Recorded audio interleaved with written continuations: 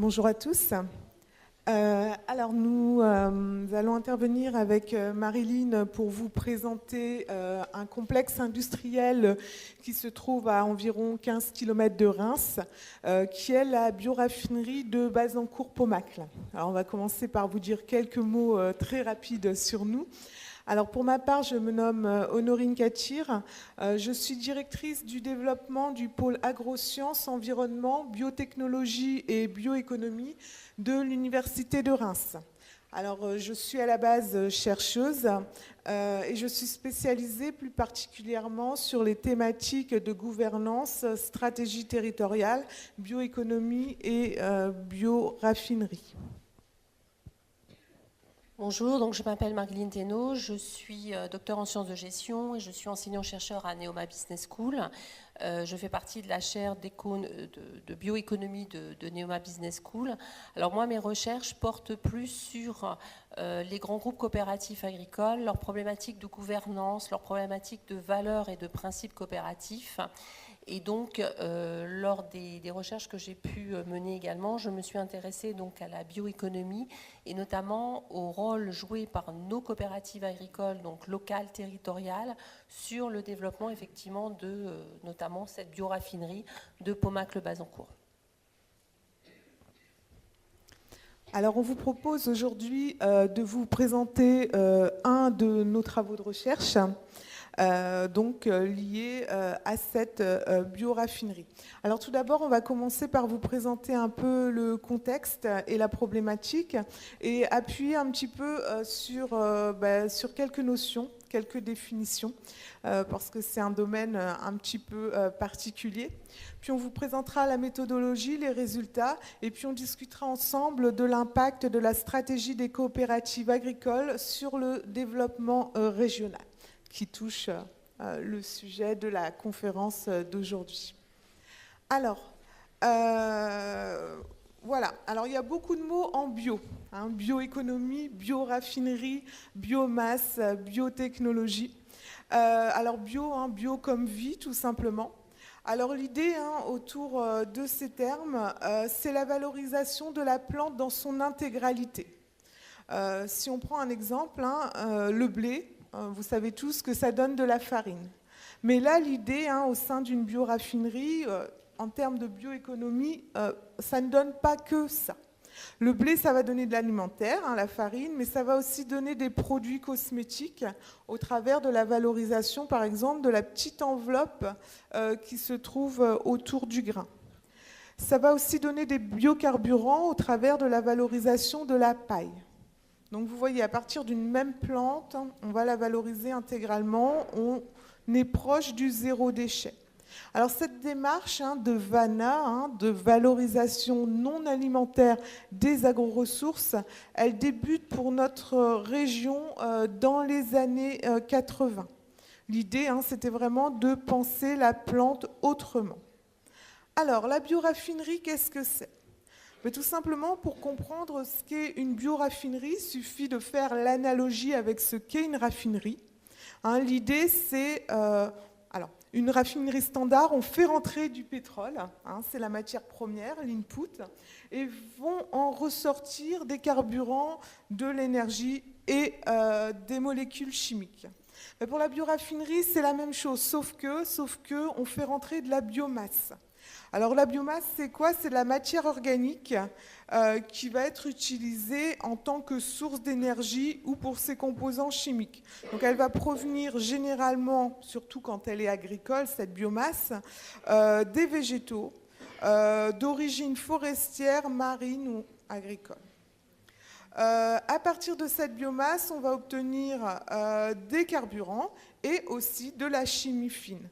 L'idée, c'est qu'on va obtenir les mêmes molécules qu'avec le pétrole ou d'autres molécules d'ailleurs, ce qui pourrait à terme permettre une substitution et donc une révolution en termes de production et de consommation.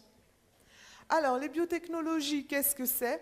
Ça va être les techniques qui vont employer des systèmes biologiques pour la fabrication, la transformation ou la dégradation de molécules. grâce à des procédés enzymatiques ou de fermentation dans un but industriel. Alors bon, c'est énormément de mots. Tout simplement, des biotech, ça existe depuis de très très très nombreuses années. Lorsqu'on fait du pain, on fait de la biotech. Il y a une réaction de fermentation. Lorsqu'on fait de la bière, c'est la même chose. Donc vous voyez, pour obtenir une réaction, une réaction tout simplement, on utilise des enzymes, tout simplement. Alors la bioéconomie, c'est beaucoup plus large, c'est ce qui va englober toutes ces notions de bioraffinerie et de biotechnologie. C'est l'économie de la transformation de matières premières dites renouvelables en produits pour l'alimentation humaine, animale, l'énergie, etc.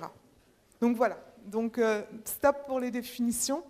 C'était vraiment pour voir avec vous, pour faire un petit peu le point sur les notions à connaître. Alors,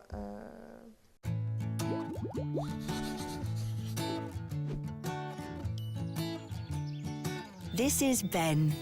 He likes nature, plants and animals, the seaside and fossils. Ben knows that we depend upon fossil fuels for all kinds of things. For energy, making plastics, textiles and chemicals, and even for producing food. Ben also knows that we might run out of fossil fuels because they are non-renewable, unsustainable resources. Plants, on the other hand, can be grown, harvested and used more efficiently. They are renewable, sustainable resources. Scientists are discovering how biological resources from our farms, forests, seas and organic waste can help us to make similar products to those we currently depend upon. These products from nature have created what we now call a bioeconomy, a circular economy, producing bio-based products that can often be replaced in a sustainable cycle. The bioeconomy will increasingly affect Ben's future by developing innovative and diverse products. For instance, did you know that spider silk has a potential to be used to make computer chips or fiber optic cable? Healthier foods, revolutionary medicines, greener energy and bio-based consumer goods will be made. Innovative technologies will create new employment opportunities, new industries and sustainable economic growth.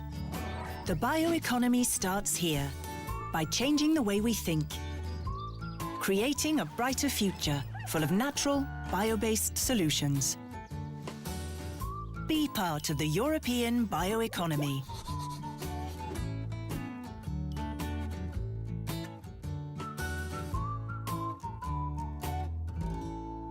Alors, pour faire écho aux présentations précédentes, nous utilisons aussi le terme d'écologie industrielle et territoriale sur le site de la bioraffinerie de Bazancourt-Pomacle. En fait, l'idée, elle est très simple, c'est que les entreprises qui sont présentes sur le site ne sont pas une simple juxtaposition d'entreprises. En fait, toutes les entreprises sur le site ont un lien entre elles, elles sont parfaitement complémentaires. Elles vont échanger en fait des coproduits ou des déchets. Et c'est ainsi en fait que la plante peut être valorisée dans son intégralité. Alors, en exemple, qu'est-ce qu'on peut donner comme exemple? L'exemple du CO2, ouais, ça peut être intéressant. Alors, Cristanol, c'est une entreprise qui est présente sur le site. C'est un éthanolier de première génération, donc qui va, à partir d'une chaîne blé et une chaîne betterave, produire du bioéthanol. Pour produire du bioéthanol, on réalise une réaction de fermentation. Quand il y a fermentation, il y a du dioxyde de carbone qui se dégage. Alors, sur un site standard, on pourrait très bien imaginer que ce dioxyde de carbone soit relâché dans l'air. Là, ce n'est pas du tout le cas. Ce qui aurait pu être un déchet va être capté. Donc, juste à côté de l'entreprise Cristanol, il y a une entreprise dont vous connaissez sûrement le nom, qui est Air Liquide. Et Air Liquide va être ici pour capter le CO2 et ensuite le revendre. Donc, soit l'acheminer sur le site pour d'autres entreprises, soit le revendre à l'extérieur. Vous allez par exemple retrouver ce CO2 dans votre Coca-Cola. Donc vous voyez, il n'y a pas, voilà, l'idée c'est qu'il n'y a pas de déchets, hein. On valorise tout. Alors, une notion clé, c'est celle de la symbiose industrielle. On dit que les entreprises sont en symbiose.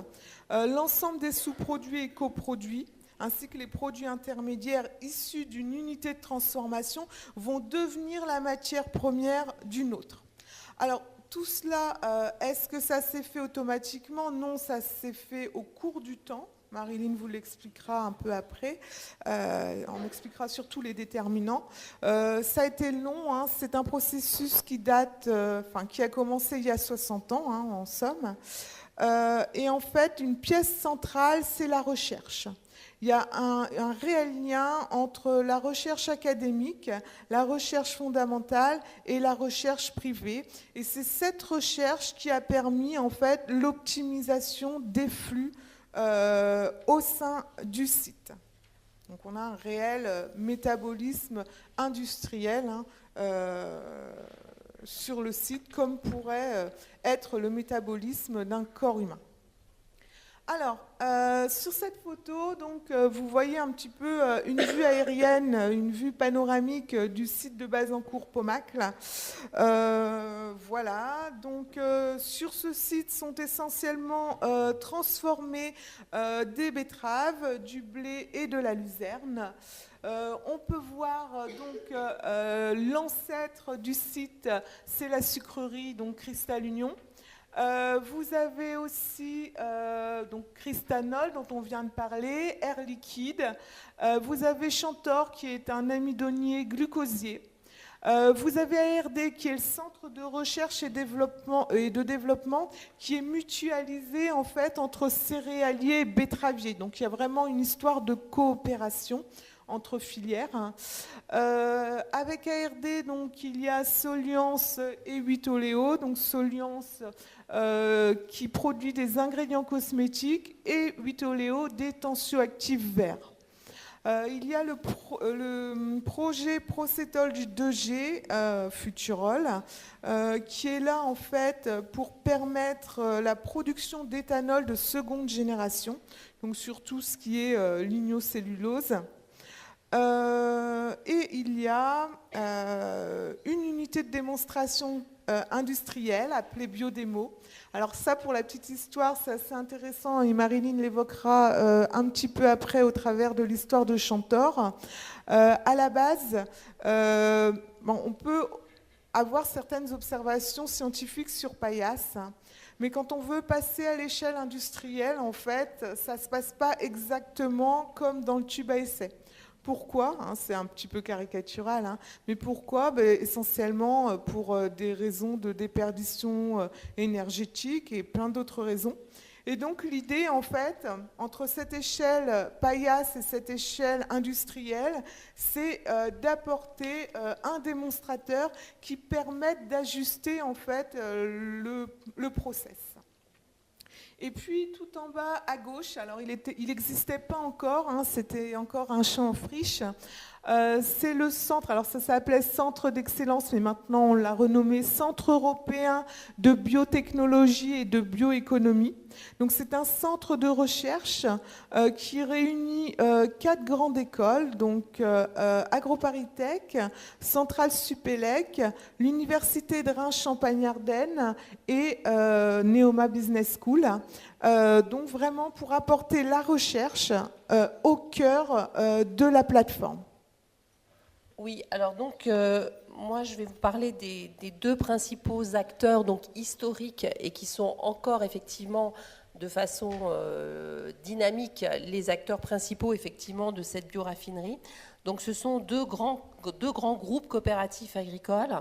Donc il y en a un qui s'appelle Vivesia, qui auparavant, il y a encore quelques temps, il y a 2-3 ans, s'appelait Champagne Céréales, si certains d'entre vous sont des locaux. Et puis donc le deuxième groupe, c'est Cristal Union. Donc je vais revenir effectivement sur les caractéristiques actuelles de ces 2 groupes, mais auparavant je voudrais vous donner quelques indications un petit peu historiques et quelques indications sur la notion effectivement effectivement de coopérative, puisque c'est un modèle très particulier. Et je voudrais insister sur le fait que c'est un modèle, donc là on va parler des coopératives agricoles, mais au sens général, les coopératives sont un modèle particulier qui... pourquoi ? Parce qu'effectivement, ce modèle en fait affiche des valeurs et des principes. Alors, très rapidement, je ne vais pas vous énumérer toutes les valeurs et les principes coopératifs. Ce qui me semble les plus importants, c'est de retenir que la coopérative, c'est un modèle qui permet qui répond à la question de comment on travaille en fait ensemble, économiquement, sur un territoire. Donc là, on repart effectivement sur la notion de territoire. Et derrière ça, donc, apparaissent des notions de mutualisation, de solidarité, de vision à long terme et la notion de territoire. Il faut savoir notamment pour les coopératives agricoles que chaque coopérative agricole doit avoir officiellement en fait un territoire sur lequel elle peut exercer ses activités. Elle ne peut pas aller au-delà effectivement de ce territoire. Alors, pourquoi je voulais faire un petit peu d'histoire ? C'est parce que effectivement, ces deux coopératives, ces deux grands groupes coopératifs agricoles n'ont pas toujours été ce qu'ils sont actuellement. Alors, c'est important de savoir quelles ont été par contre leurs actions sur le territoire depuis, on va dire, maintenant plus de 60 ans. Alors, on constate que dans les années 60, les coopératives locales commencent à vouloir investir dans la transformation. C'est-à-dire qu'auparavant, les coopératives, en fait, se suffisaient de produire effectivement des céréales, par exemple. L'idée émerge qu'il faut aller chercher la valeur ajoutée un peu plus loin, et notamment aller chercher la valeur, effectivement, dans la transformation, notamment industrielle. Et donc, les coopératives locales sont très dynamiques à ce niveau-là, et dès les années 60, elles vont investir, effectivement, dans le secteur de la transformation industrielle. Il faut attendre les années 80 pour voir, effectivement, ces investissements augmenter. Pourquoi ? Parce que les coopératives souhaitent que des activités en fait, de transformation soient consolidées sur le territoire pour augmenter en fait, les sources de revenus de leurs agriculteurs. Alors, par contre, pour atteindre ces objectifs de diversification des activités, ces coopératives sont conscientes que ça ne peut passer que par la recherche. Alors, la recherche appliquée, mais également la recherche fondamentale. Et derrière ces coopératives locales, en Champagne-Ardenne, on a effectivement des leaders charismatiques qui vont effectivement dynamiser effectivement toute cette transformation des activités. Alors, on peut prendre un exemple de ces investissements, c'est en 85, l'Union Champagne Céréales, qui est l'ancêtre en fait de Vivesia, qui va en fait s'unir à Sucre Union, donc qui est l'ancêtre en fait de Cristal Union. Ces deux coopératives vont s'unir afin en fait de créer un centre de recherche, ce qui était très novateur effectivement encore à l'époque. Ce centre de valorisation et d'innovation va devenir en 89 la société ARD, qui est Agro-Industrie, Recherche et Développement, qui existe toujours, dont Honorine vous a dit deux petits mots. Il faut savoir que ce centre de recherche en fait emploie plus de 100 chercheurs de très haut niveau. Et ces chercheurs habitent au niveau local et font leurs recherches au niveau local. Et les résultats de ces recherches, bien sûr, vont être utilisés au niveau de l'industrie locale, mais également au niveau de l'industrie au niveau international. On peut donc dire que ce sont ces coopératives agricoles locales qui ont amené donc, les différents acteurs locaux à considérer autrement la plante, à rechercher donc une valorisation non alimentaire de ces plantes, une valorisation non alimentaire des agro-ressources. Et ces coopératives ont pris le pari d'investir lourdement dans la recherche, développement et universitaire, sans savoir à l'avance quels allaient en être les résultats. Donc la prise de risque a été vraiment énorme. Et les résultats se voient à l'heure actuelle. Il y a eu des échecs, je vous parlerai effectivement d'un échec il y a quelques années, un petit peu plus tard. Et puis, mais par contre, il y a beaucoup effectivement de réussites. Et ces réussites se voient sur les entreprises qui sont actuellement sur le site de Pomac-le-Bazancourt et sur les futurs projets dont on vous parlera en fait en conclusion. Alors, deux petits mots sur ces deux grands groupes. Vivesia, vous le voyez, c'est 11 000 coopérateurs, 10 000 coopérateurs pour Cristal Union. Donc, ces coopérateurs sont des coopérateurs donc, territoriaux qui sont au niveau local. Pour Vivesia, c'est 8000 collaborateurs, 2500 salariés au niveau régional, dont 100 chercheurs chez ARD. Pour Cristal Union, c'est 2200 collaborateurs. Donc vous voyez, ces coopératives, en fait, créent énormément d'emplois au niveau local, mais également au niveau international. Vivesia est un groupe qui est beaucoup plus internationalisé de par son activité que Cristal Union à l'heure actuelle. Donc vous avez quelques chiffres, hein. Deuxième coopérative céréalière en France pour Vivesia, deuxième producteur de sucre en France, etc. Vous voyez, Vivesia est implanté sur 4 continents avec des usines, dont 25 pays, 80 usines, premier leader mondial du malt, deuxième maïsier européen, etc. Et pour Cristal Union, c'est la même chose, c'est un leader au niveau donc, français, européen pour l'instant. Et les chiffres d'affaires sont énormes. Vivesia, 4 milliards d'euros, c'est l'équivalent en fait du chiffre d'affaires de l'ensemble du secteur du champagne, par exemple. Et pour Cristal Union, donc 2 milliards d'euros. Donc ces deux groupes ont, comme je vous l'ai montré, historiquement joué un rôle important dans le développement de la bioraffinerie, mais également donc continuent à y jouer un rôle important et avec derrière ça, sous-jacent effectivement les valeurs et les principes coopératifs. Donc là, peut-être rapidement, parce qu'on a déjà parlé... Alors là, c'est un petit schéma en fait qui vous présente les échanges de coproduits au sein du site. Alors il y a de nombreux échanges, de nombreuses interactions en termes de coproduits, mais pas que, en termes de recherche et développement, en termes de maintenance, mais aussi en termes de flux d'énergie, d'eau et de vapeur. Alors ici, ce graphique vous présente donc les coproduits. On peut encore reprendre l'exemple de Cristanol, hein, qui est un petit peu central ici. Donc vous voyez alimenté par une chaîne betterave, donc au travers de substrat betteravier qui vient de la sucrerie. Alimenté par du sirop de glucose qui vient de Chantor et aussi par son propre moulin pour la chaîne blé. Donc permet de produire de l'alcool, donc l'alcool noble qui servira à la fois à RD pour ses expériences, mais aussi à Soliance pour le développement de ses molécules cosmétiques. Et puis, bon, au-delà de cette production de produits, il y a la production du coproduit, donc le dioxyde de carbone dont on a parlé tout à l'heure, qui sera capté par air liquide pour être soit revendu, soit redistribué sur le site. Donc par exemple pour Biodémo, hein, en fonction des clients sur Biodémo. Voilà donc pour les exemples.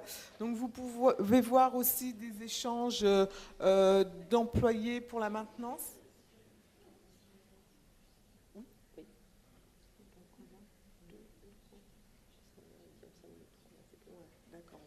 Donc je termine juste pour... voilà. Alors, en termes d'eau, il faut savoir que les betteraves contiennent 75% d'eau. Donc en fait, cette eau, on va chercher à la récupérer. Donc on va la traiter, on va en faire de l'eau condensée pour la réutiliser dans les processus de production. C'est ce qui évitera de capter de l'eau en sous-sol. Donc vous voyez, il y a vraiment une perspective de développement durable. Pareil pour la sucrerie. Donc la sucrerie, lors de son process de production, va dégager de la vapeur qui va être récupérée aussi par les autres entreprises. Voilà donc pour la présentation du métabolisme industriel. Ok, donc lorsque nous nous sommes intéressés à l'étude de la bioraffinerie de Paumac-le-Bazancourt, en fait, on est parti sur une problématique générale qui se trouve donc en bas, qui était quels sont les déterminants d'une symbiose industrielle territorialisée. Au fur et à mesure de notre étude, en fait, deux autres sous-questions sont apparues. La première, quel rôle ont joué les coopératives agricoles dans le développement de cette bioraffinerie ? Et quelle est la place des coopératives dans ce système d'écologie industrielle territorialisée, notamment au travers de leurs valeurs et de leurs principes. Alors, très rapidement, en fait, pour développer notre étude, on a utilisé une méthodologie. Donc, on est parti d'une base d'information à partir des données, effectivement, publiques. On a été obligé de signer des accords de confidentialité avec une grande majorité des entreprises sur place, puisque là, on est sur des entreprises de haute technologie avec des enjeux de recherche et donc nécessité effectivement de la signature de ces accords de confidentialité. Ensuite, on a mené une dizaine d'entretiens semi-directifs avec les responsables des différentes entreprises effectivement sur le site, et afin de récupérer effectivement toute l'histoire effectivement de ces différentes entreprises, et ensuite bien sûr des données chiffrées très intéressantes et qui n'existaient pas à l'heure actuelle. Il faut savoir que cette étude est la première étude au niveau mondial qui s'est intéressée effectivement à une bioraffinerie, puisque les bioraffineries, il y en a effectivement en France, il y en a une autre, on en a parlé au Danemark, et il y en a également aux États-Unis, au Canada. Mais en tout cas, notre étude était la première effectivement à s'intéresser à un site. Alors, les résultats. Alors, les résultats, quels sont les déterminants de la symbiose industrielle? Donc, je vais être obligée de faire assez rapidement, puisqu'on n'a plus beaucoup de temps. Eh bien, on s'est aperçu que les valeurs en fait locales, les valeurs au travers des coopératives agricoles locales, ont joué effectivement sur la mise en place effectivement d'une symbiose industrielle.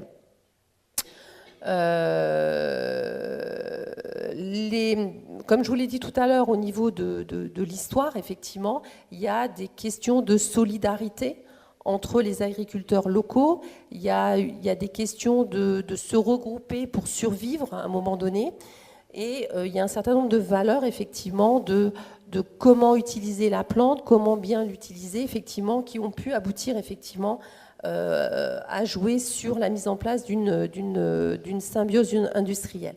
Alors, juste une petite remarque, on vous a mis des petites photos.